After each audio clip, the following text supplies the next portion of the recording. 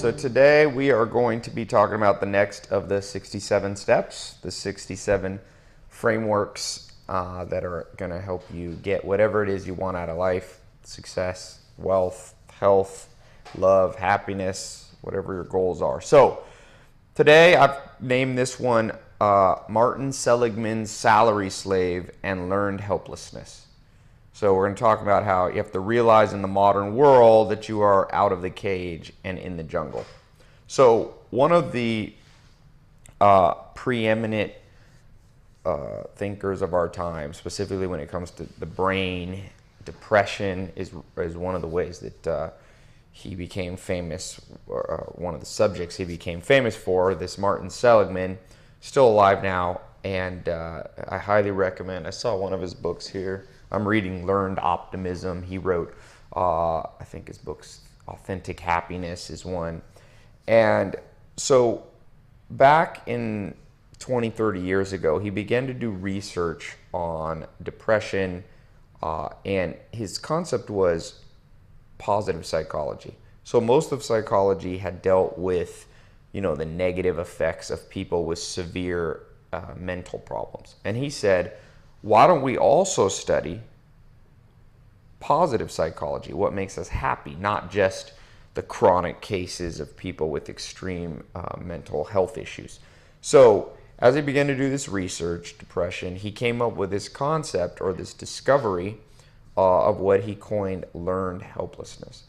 Now, as you go on your path towards success, this is going to be if not the number one obstacle that you're going to run into internally and of course externally, but it will be for sure one of these prominent issues you'll have to deal with. I own different companies, and with employees and staff, it's a recurring issue. And what it is best, I think, explained with this analogy. He did some research on dogs, okay? Took dogs, and I don't know, it was a side effect. They were doing an experiment on something else. I forget what it was. And they shocked the dogs, and the dogs could not get out. They were like in a box. Then they took, of course, those dogs eventually gave up. First, the dog tried to get out and jump out, but once it realized it couldn't get out, it just would lay down, these dogs. So then Martin Seligman took those same dogs who had been taught that they couldn't escape from their issues, their pain. He took them, he put them in a box that had just a low kind of floor, a low wall that clearly the dog could jump out of.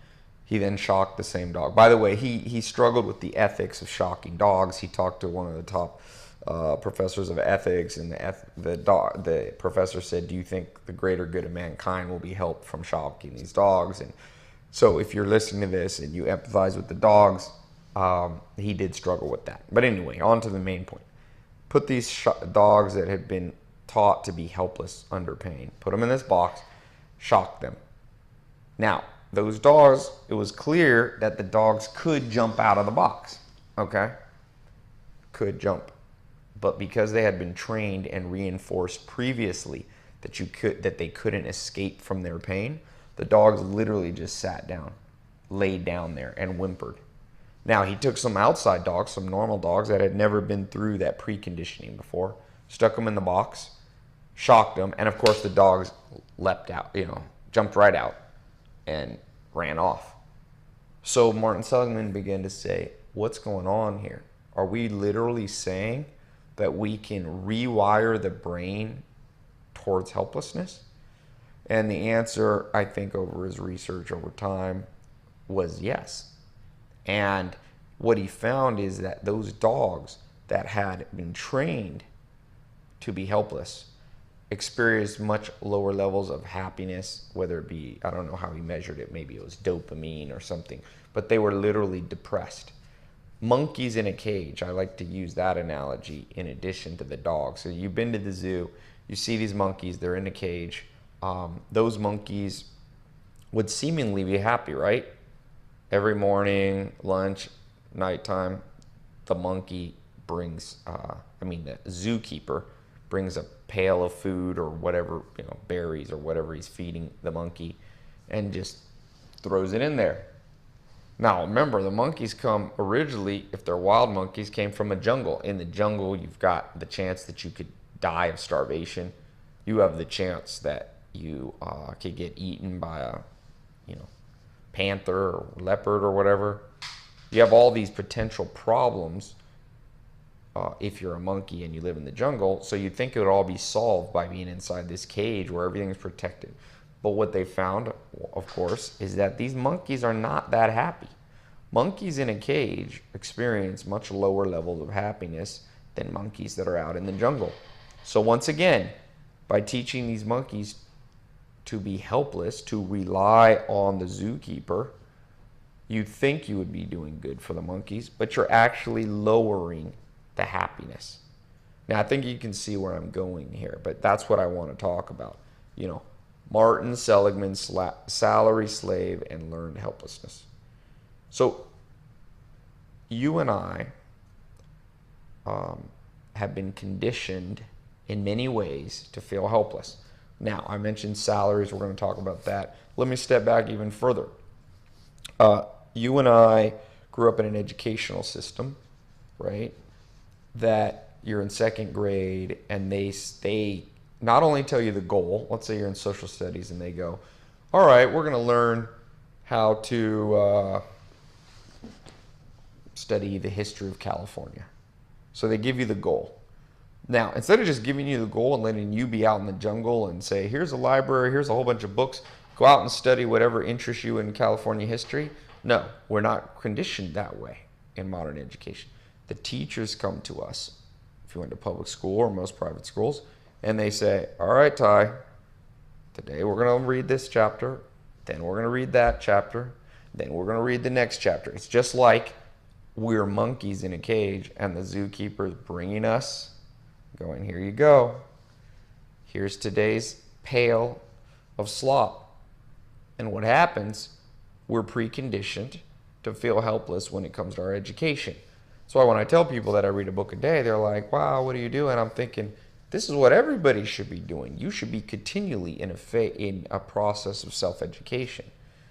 But you and I have been conditioned, and if you're not careful, that's a literal neural rewiring of your brain that, if it goes too long, becomes very hard to reverse. Yet, as Martin Seligman found, to be happy, to get the good life, you can't be the monkey in the cage. We already know simple science and research shows the monkey in the cage is not really living out a full experience as a monkey.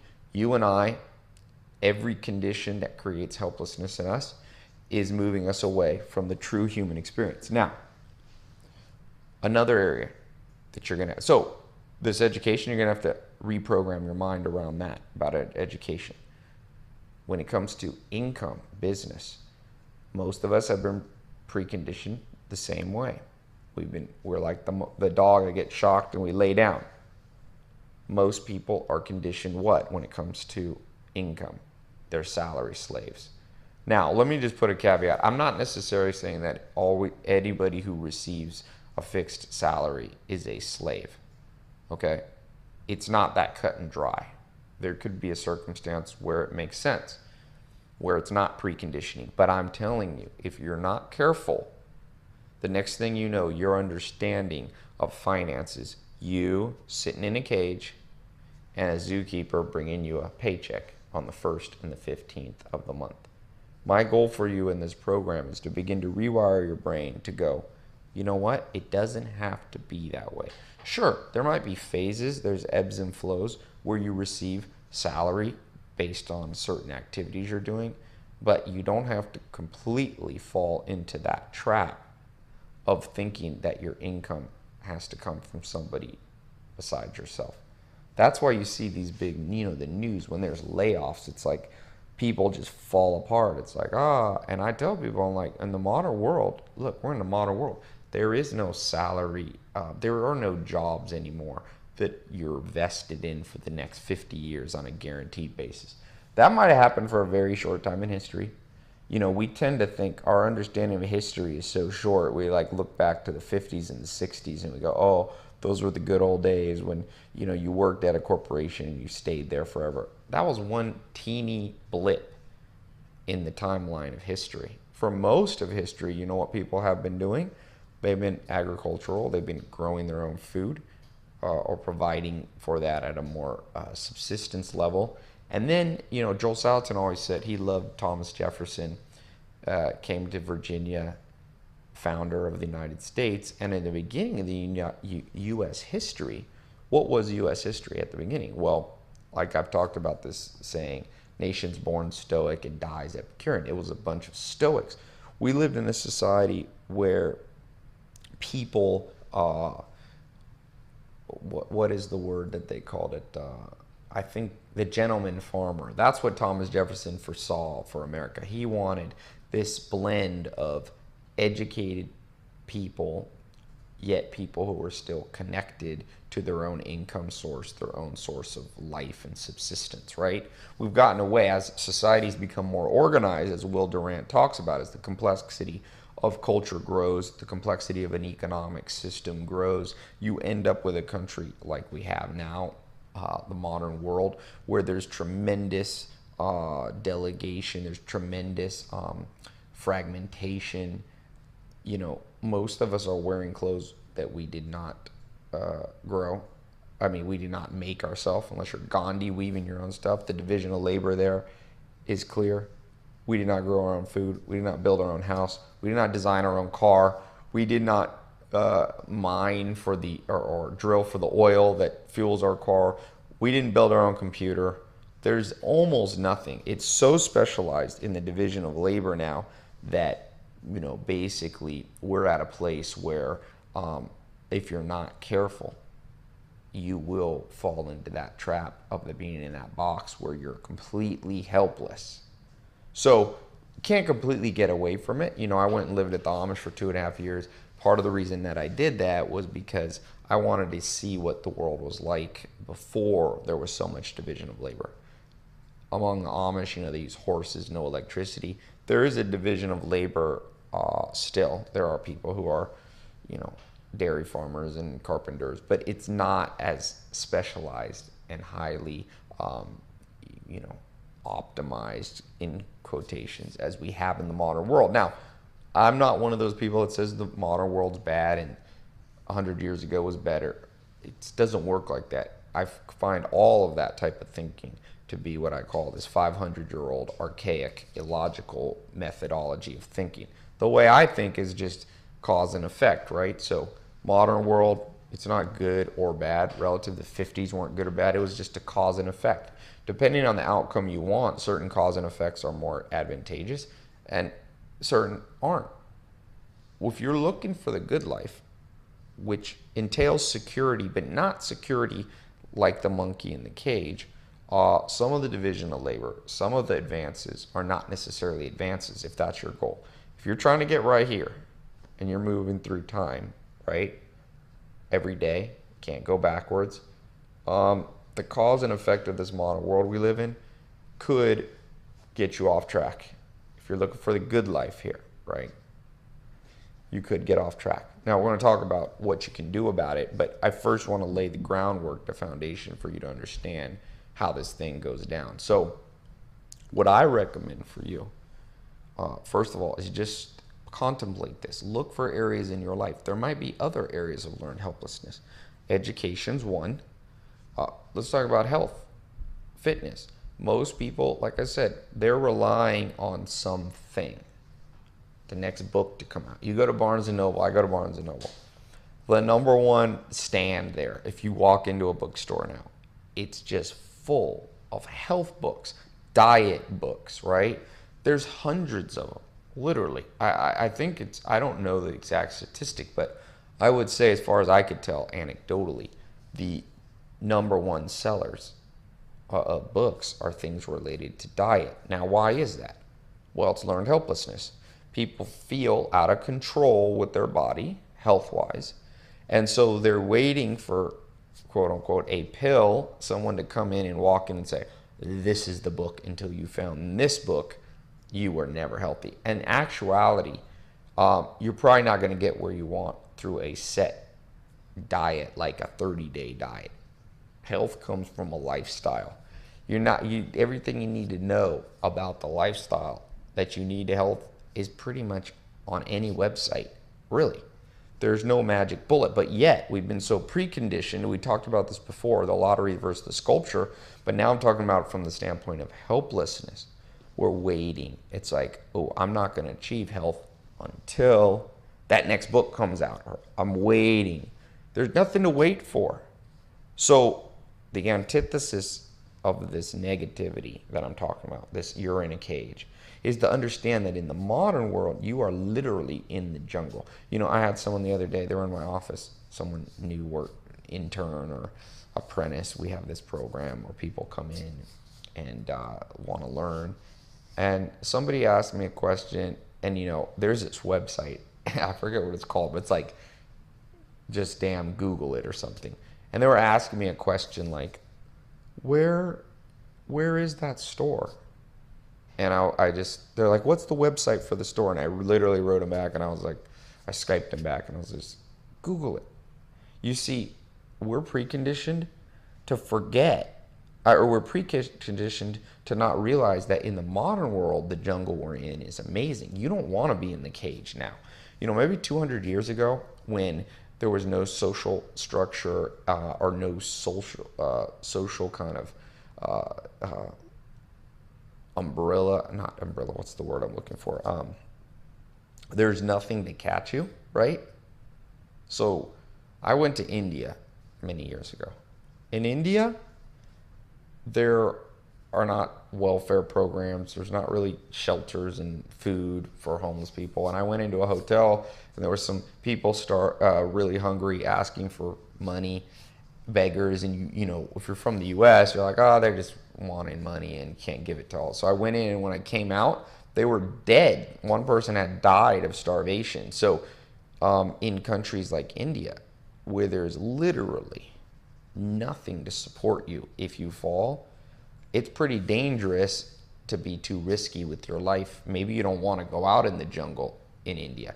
Maybe you want a corporate job where you get a set salary. Maybe you don't want to be an entrepreneur, because in those countries, if you fail, there's nothing there to support you. You're just literally could starve to death.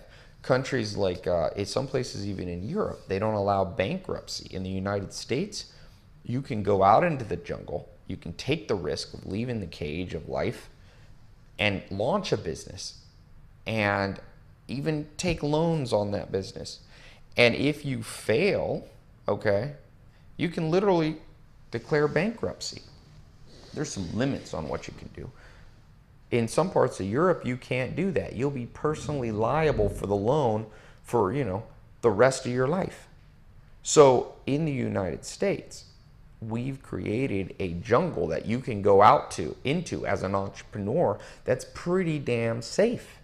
You know, Donald Trump, in his book, I have it here somewhere, talks about how late 80s or early 90s, he suffered, you know, he said, I lost my focus in real estate. I started chasing women, and I just got distracted, and I thought everything I did would automatically turn to gold. And he said the next thing you know, this recession came around, and he was $9.2 billion in debt, right? So that's a pretty scary place to be. And he had personally guaranteed $1 billion. Yet, in the modern world, he was able to work his way out of it.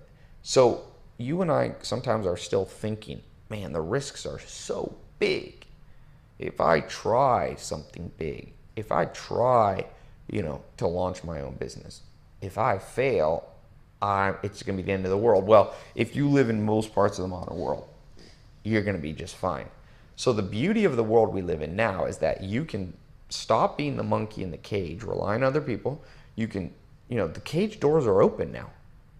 It's just a fantasy. It's just a projection of a lock there. You can just walk right out. And when you walk out, you're going into a much tamer jungle now. And that's what I want people to realize. If you try to get in great shape, right? Maybe you're experimenting different approaches to your health. Maybe you're working out really hard, or maybe you're trying different, food regimes or whatever it is. If you hurt yourself, the jungle now, you're supported by modern medicine, right? You start jogging a lot and all of a sudden you hurt your ankle, you can go and have x-rays and you can have all this. So the jungle's not scary when it comes to your health. As we talked about, if you decide to quit your job or maybe keep your job but simultaneously launch a side business to see if you can get out into the entrepreneurial jungle of life, if you fail, it's not that bad. You're probably not going to end up homeless. And if you do end up homeless, I had one of my brothers was not making a lot of money, and I said, "You're here in Hollywood, can't pay your rent? Go be homeless for a week." He's a guy. It's probably a little bit more dangerous for women to do this, but my advice to him is, hey, you'll be fine. The jungle of the modern world, modern crime's at the lowest rate it's ever been, I think, in history, or at least in modern history. I'm like, you're in sunny California, it's 75 degrees. What do you fear? I interviewed this UFC fighter, Brendan Schaub. Big Brown is his name. He's a heavyweight contender in the UFC. And he said, I said, what'd you do right? And he's like, I took risks, man. You're never going to get there without taking those risks. And so, like I said, even to be a UFC fighter now, if you look back, I was looking back at pictures of boxing fights 50 years ago or 100 years ago. They used to let you fight almost to the death.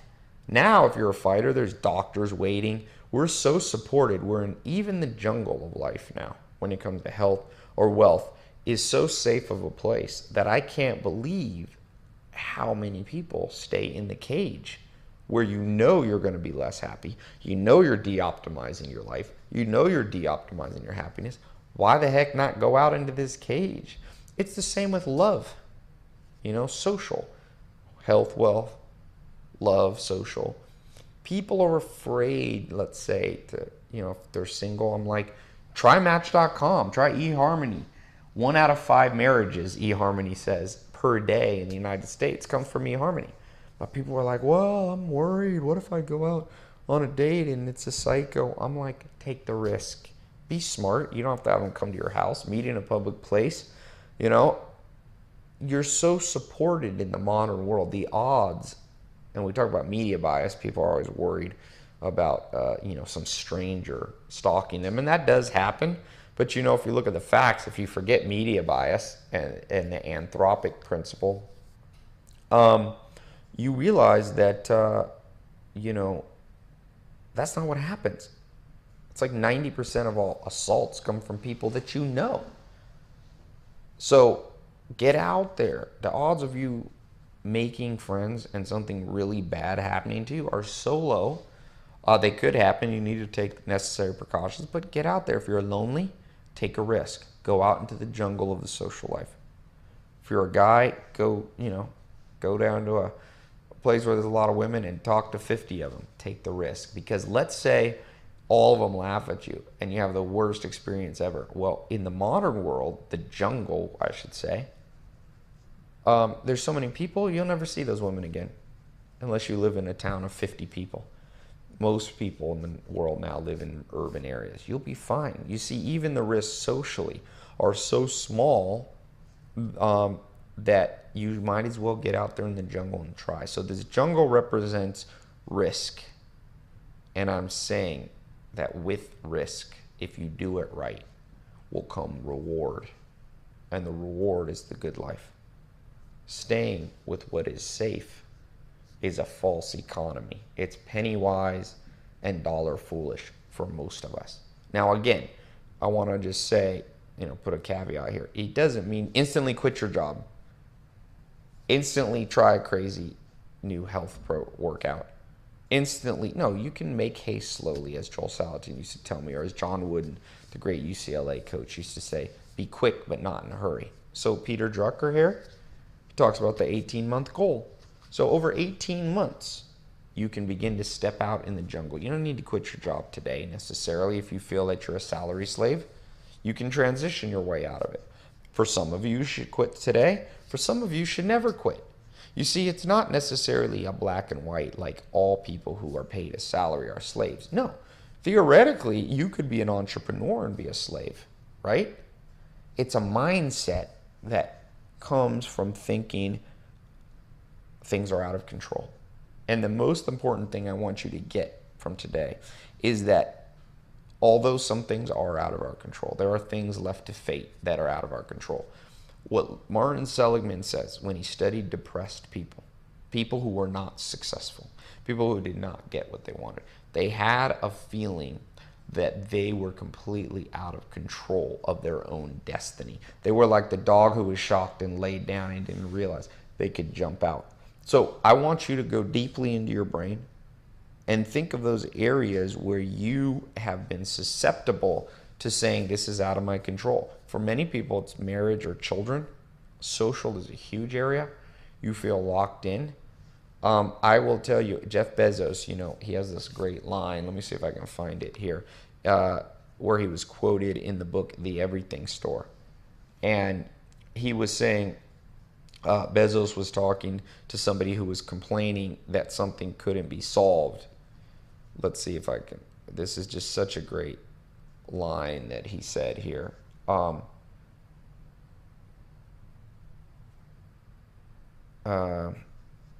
So he says, we're going to innovate out of our problems. Innovate out. Innovating out of wherever you are is the solution. So the antithesis of helplessness is creativity. That's what you have to remember. You must move from a place of helplessness to a place of creativity. I call this, and we'll talk about this later, man on the moon principle. Basically says if humans could put a man on the moon, which is very difficult, took 1,000 PhDs, it took every known, I think like $1 trillion worth of technology, hundreds of PhDs, it's been 40 years, and they got someone to the moon. So if that's true, if we're not helpless to be stuck on planet Earth, we're not in the cage anymore, even confined by the boundaries of our atmosphere, we can get out. I bet you can get out of each and every problem that you have. If you're listening to this, you're 100 pounds overweight, you're not helpless to fix yourself. There's no Barnes and Noble book that's going to fix it. Now, you might find some insight in a book, and you know that I love books, but you can innovate your way out of this, and that's what I want you to do. I want you to remove all learned helplessness, and it can start, like I said, I can't tell you how many people come apprentice or intern for me, and they literally don't use Google 100 times a day. They'll ask me the stupidest questions, as if we live in a world. I can understand that my grandma was born in 1918. World War I was still going. Horse and buggies were still going. And people, you couldn't search on Google. I remember I went to New Zealand and I had to find I was visiting some farm or something, and I was on a payphone with a calling card. There was no cell phones. So communication, you felt kind of helpless. And I felt helpless because I knew if I started driving, there was no way to call people on the phone. If I got lost in the middle of nowhere, I was lost potentially for hours. It's not a very populated country, New Zealand. And so I was taking all these notes like, okay, go left at the dirt road, go right at the tree. And at that point, maybe you could justify a level of helplessness, right? Because you didn't have any way. But I'll have people now go, how do I get to your house? And I'm thinking, we're in the modern world. We're in the 21st century. Are you so helpless in life that you don't know how to use GPS? I'm like, come on. Think here. Innovate your way out. I had an Uber driver, a taxi driver, okay? That taxi driver literally did not know how to find my house. And when we were driving somewhere, I said, let me get this straight. You are a taxi driver. Your profession is getting people from one location to another. And you are so helpless that you're asking me. I was like, I didn't want to pay that taxi driver. I was like, buy a GPS. Right now, they're on most phones, or you can get them for $50. But that person, I remember him saying, well, I don't know how to do it. He was so deep in learned helplessness, so far down the rabbit hole of life, that I knew this person was not living a good life. If you've come to the place where you're a taxi driver and don't realize all the tools that are available to you, you have bigger fish to fry. You have huge problems. A lot of people say, well, I only make, $10 an hour, $20. I don't make enough money. Well, innovate your way out of it. As Elon Musk says, you get paid in proportion to the difficulty of problems you solve. That taxi driver was not solving a very hard problem. He was just driving a car, and he couldn't even solve the problem of getting me from one place to another. So if he didn't like his income, I was like, look, man, innovate your way out of this through creativity. Become smarter. Become a better taxi driver. Next thing you know, you own your taxi service. Next thing you know, other people will be working for you. Next thing you'll sell that and grow and grow. And the next thing you know, my friend, you'll have what you want. But as long as you're in the place of helplessness. Now, you might laugh, and I might laugh at this taxi driver and be like,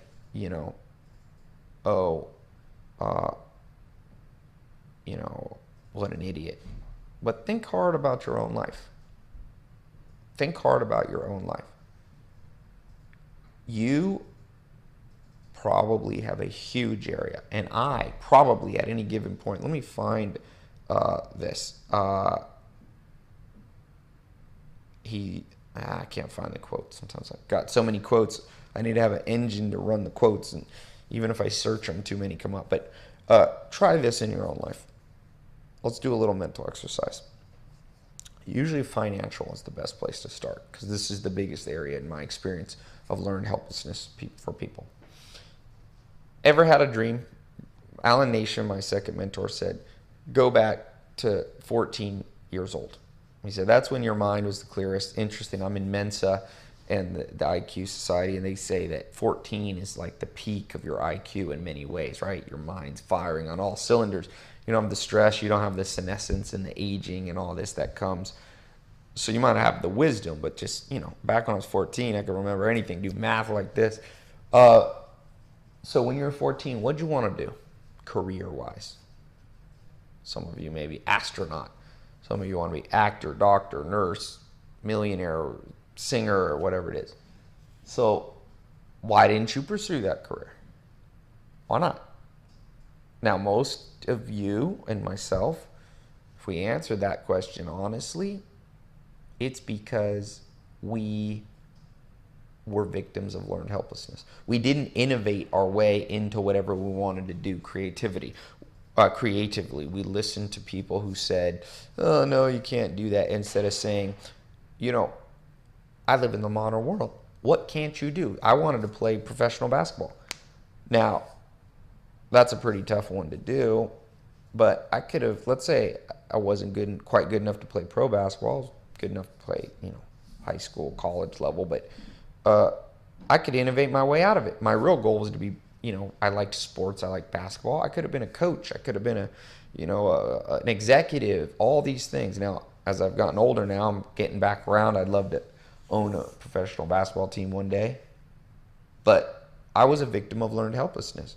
I learned from people, because most of this is learned from the millions of people with learned helplessness around us.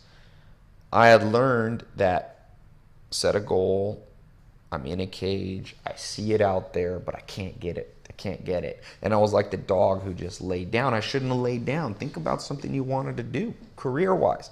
I guarantee you've given up on something. Sometimes wisely they've given up, but more often than not, you gave up because you were a victim of lack of creativity. You were a victim of being a victim. There's a victimhood that comes from being a victim. There are people who get everything they want. One of the books on my book recommended list, and I hope you read this, is Arnold Schwarzenegger's book, Total Recall, his autobiography. It is an example of a human who said, I want something, and everything he wanted, he got. Now for him, it was creativity, and it was another element that I want you to write down if you're writing down. And that is, he realized it was what we call reps and sets. Okay? He realized if he did enough practice on something, whether it be his body or his accent to become an actor, or each and every area, he could innovate and grow into that role. And he did. He got everything he wanted. He was 7-time Mr. Olympia. He wanted to be a millionaire before he's 30. He learned real estate. He said, how did I learn real estate? And I opened a weight business delivering weights by mail. He said, to learn real estate, I just tracked down every realtor and I said, teach me what you know. He was here in Santa Monica. He just went up to people, teach me, teach me, teach me, teach me. See, he wasn't helpless. He knew they weren't going to come to him. I have so many people going, well, I'm waiting to find a mentor. They're not coming to you. There'll never be a day that Bill Gates calls me up and says, hey, Ty, I saw your 67 steps and I want I want to fly to your house here in Hollywood. No, if I want it, I go. So you need impetus. You need drive to get what you want. That's something you're going to need if you live outside of this cage in the modern world, where this jungle has all the fruits that you want. Very few leopards waiting to kill you. We have support systems built into our society that basically ensure no leopard's going to eat you. It's all there waiting for you. So I want you to ask yourself long and hard on this specific area. I want you to write this down now. Write this here on the page, short, publicly, read other people's, and write your own. Just an instance, an example, be specific. Maybe it was around a business you wanted to start, but you never started it because you felt helpless. You didn't innovate. You didn't have the drive. You didn't have the creativity to go out, track down the people you needed, to track down the finance you needed. You know, the story of Colonel Sanders. He had an idea about chicken, and he asked 1,000 people to it. He asked one by one, people said no to him.